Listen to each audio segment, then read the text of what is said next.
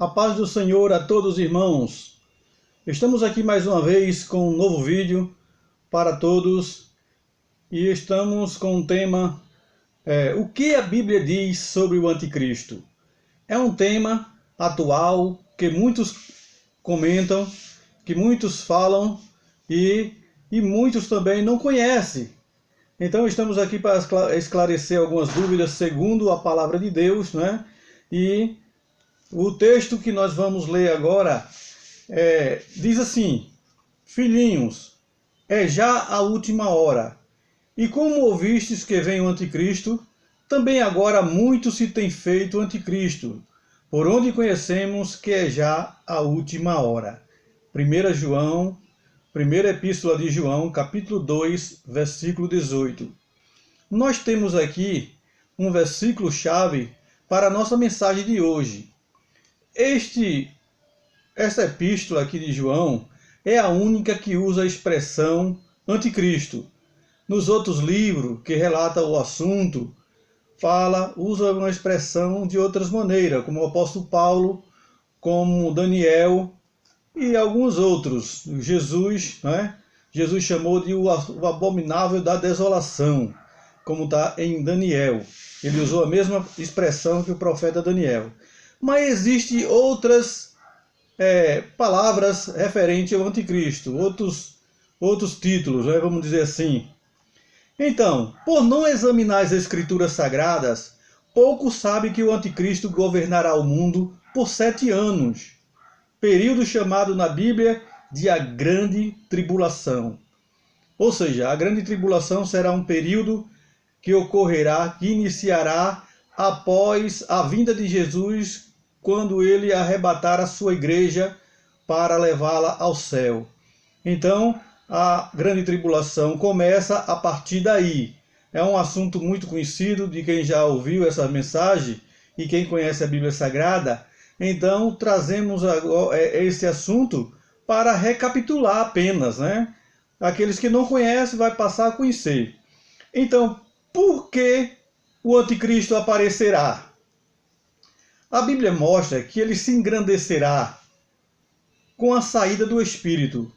Ou seja, quando a igreja for arrebatada, o Espírito Santo subirá com a igreja. E na terra não vai ficar a presença de Deus. Vai ficar aqueles crentes, aqueles cristãos que não estavam preparados, não é? Muitos vão ficar e eles vão padecer neste governo de 7 anos que será chamado de a Grande Tribulação. A palavra grande já está dizendo que é um sofrimento fora do comum, né, que nunca houve na terra. Como Jesus disse, se esses dias não fossem abreviados, nenhuma carne se salvaria. Então é necessário também que venha a Grande Tribulação. Então o anticristo se engrandecerá e aparecerá com a saída da igreja da terra. Segundo as Tessalonicenses, capítulo 2, versículo 7. Onde será a sede dele, do seu governo? A sede do seu governo, como já falamos em outro vídeo, será lá em Roma. Roma será a sede do seu governo, a cidade das 7 colinas, ou dos 7 montes. Essa referência está em Apocalipse, capítulo 14, versículo 8. Mas Jerusalém será a sede religiosa. Roma será a sede política e Jerusalém a sede religiosa. Ou seja, terá uma religião mundial. Não é? Se fala muito nisto, numa reunião única no mundo todo. Então, vai acontecer neste período da Grande Tribulação. Então, Jerusalém será a sede religiosa do governo do anticristo. Por que Jerusalém? Porque Jerusalém é um lugar santo, não é? Que Deus escolheu o seu povo a partir dali, de Israel, e ali o anticristo será também chamado o antimessias, porque ele será contra tudo que o Messias, contra tudo referente ao Messias, contra Deus, não é? Então ele será também intitulado o antimessias. E por que não falar também antissemita? Todos aqueles que foram antissemitas, que procuraram destruir a nação de Israel, que procuram eles são antissemitas também. Antissemita quer dizer contra a linhagem de Sem, filho de Noé, que foi uma linhagem abençoada de onde veio o Messias verdadeiro, que é Jesus Cristo. Então, Jerusalém será a sede religiosa dele, porque ele tem grande interesse de convencer o povo de Israel a se dobrar diante de si. Ele, na realidade, o anticristo, ele conseguirá muita gente, porque lá tem uma mistura de muita gente. Aqueles que foram escolhidos por Deus já estão marcados, que a gente não sabe, ninguém sabe quem são, mas já estão marcados. Mas o anticristo governará lá em Israel e muita gente aderirá ao seu sistema, porque não é dele, não é de Deus, entendeu? Não faz parte da linhagem do Senhor Jesus, ou seja, daqueles que estão marcados para receber a salvação também, como os cristãos verdadeiros que foram arrebatados. Ele se mostra como um cordeiro, mas falará como um dragão. Isso é uma característica do anticristo. Não é? Ele se mostra bonzinho, tudo, mas ele falará como um dragão. Ele apenas se mostra, porque depois dos 3 anos e meio é que o povo vão saber, Israel vai saber que foram enganados pelo anticristo, não é? Porque depois dos 3 anos e meio ele vai começar agora a perseguir, torturar e matar aqueles que não lhe adorar. Isto está, essa palavra do cordeiro e do dragão está em Apocalipse capítulo 13, versículo 11. Ele fará sinais e prodígio até fogo descer dos céus. Só que ele terá 2 inimigos fortes também. Quem são esses 2 inimigos fortes? As 2 testemunhas que o próprio Deus enviará à terra. Que há uma grande especulação sobre isso, mas não sabemos ao certo quem será essas 2 testemunhas. Alguns dizem que é Moisés, alguns dizem que é Elias, né? Mas não tem certeza, porque a Bíblia não revela isso aí. Mas por que essas 2 testemunhas será um inimigo forte para o anticristo? O homem em si, ele não vai conseguir superar todas as crises, todas as perseguições, mas as 2 testemunhas não vão ser pegas nesse período. Por que não vão ser pegas? Porque ela também fará sair fogo da sua boca. Se o anticristo faz descer fogo do céu, ele manda fogo pela boca e não faz descer do céu, como que fosse de Deus, não é? Então, Deus mandará 2 inimigos fortes para combater o anticristo e impedir que a nação de Israel faça o acordo de paz de 7 anos. Apesar de tudo isto, o povo de judeu ainda fará esse acordo de 7 anos, porque está na Bíblia isso aí. Né? Fará um acordo de 7 anos e na metade dos anos ele fará cessar o sacrifício contínuo. Né? Ou seja, acredita-se que o 3º templo será erguido e o anticristo permitirá 3 anos e meio os sacrifícios contínuos. Mas depois ele quebrará o pacto e agora, como quem diz assim, quem manda agora sou eu. Quem não me adorar vai morrer, vai pagar com a vida. Então será muito difícil para quem estiver nesse período, principalmente para os cristãos que ficaram no arrebatamento da igreja, que não tem mais a presença do Espírito em si, lutarão com as suas forças, se escondendo. Jesus alertou ao povo judeu, não é, acerca das perseguições, da destruição que haveria de vir sobre Jerusalém. Ele disse, olha, vocês fujam para o monte, vocês se escondam, corram, procurem abrigos distantes, vamos dizer assim, na mata, nos montes onde tem cavernas, aquelas cavernas antigamente em Israel, e possivelmente hoje ainda tem muitas, né, que o povo se abrigava, mas não será totalmente seguro. Então, o que a Bíblia o que fará com que as pessoas se escondam do anticristo? Como ele fará para se esconder das garras do anticristo? Será muito difícil. Então, o anticristo ele virá segundo a eficácia do próprio Satanás. Está em 2 Tessalonicenses capítulo 2, versículo 9.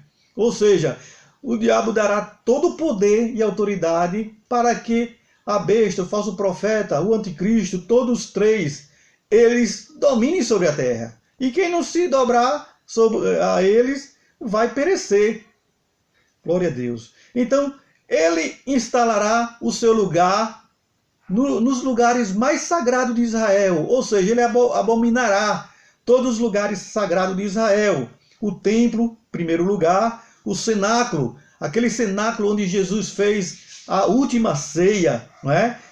Ele também será abominado pelo anticristo, porque ele fará tudo de corrupção naquele lugar, não é? Não sabemos como, mas ele vai fazer tudo para profanar as coisas santas que está em Israel. Mateus 24, versículo 15. Jesus chamou de o abominável da desolação, ou seja, ele é o desolador. Por que ele recebeu esse título em Daniel e confirmação de Jesus? Porque ele causará destruição. A Bíblia diz que ele virá com inundação.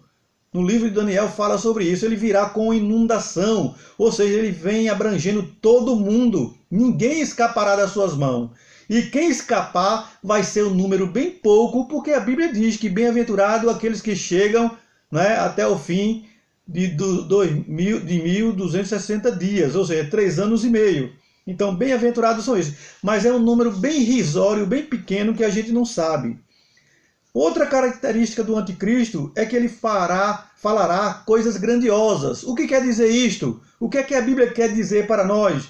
Ele falará grandes blasfêmias contra Deus, contra o santuário, contra o povo de Deus, contra Israel, contra todos. Apocalipse capítulo 13, versículo 5. Então, ele será um homem totalmente blasfemo. Ele abolirá tudo que se chama Deus, ou seja, tudo aquilo que adora a Deus, que é elemento de adoração, instrumento, né? Seja o que for, uma harpa, uma Bíblia, não é? Hinos, tudo. Tudo que for referente a Deus, livros sagrados, ele abolirá totalmente da terra. Os templos serão destruídos, serão feitos outras coisas segundo a vontade deles, não é? Então, 2 Tessalonicenses, capítulo 2, versículo 4, fala que ele abolirá tudo que se chama Deus ou adora a Deus, não é?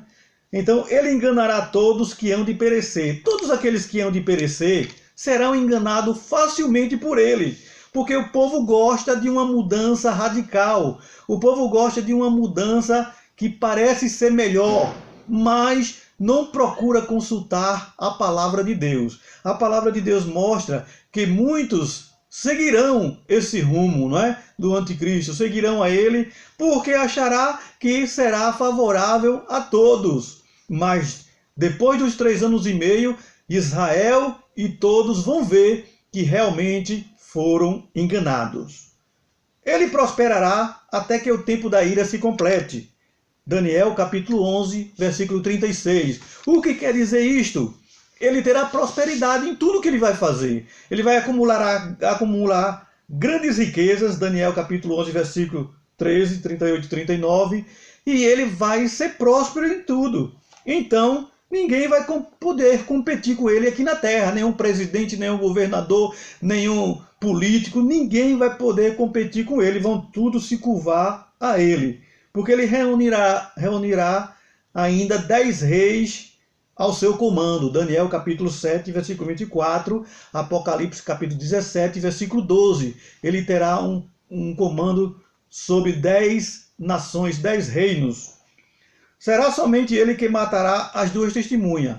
Ou seja, uma coisa que eu não falei, que somente o anticristo matará as testemunhas. Ninguém na face da terra vai conseguir vencer as 2 testemunhas. Mas Deus vai permitir e depois vai ressuscitar as 2 testemunhas e vai levar para os céus. E aí todo mundo que estava vendo este evento, as 2 testemunhas ressuscitar e subir ao céu, eles vão reconhecer que realmente Deus está no controle de tudo.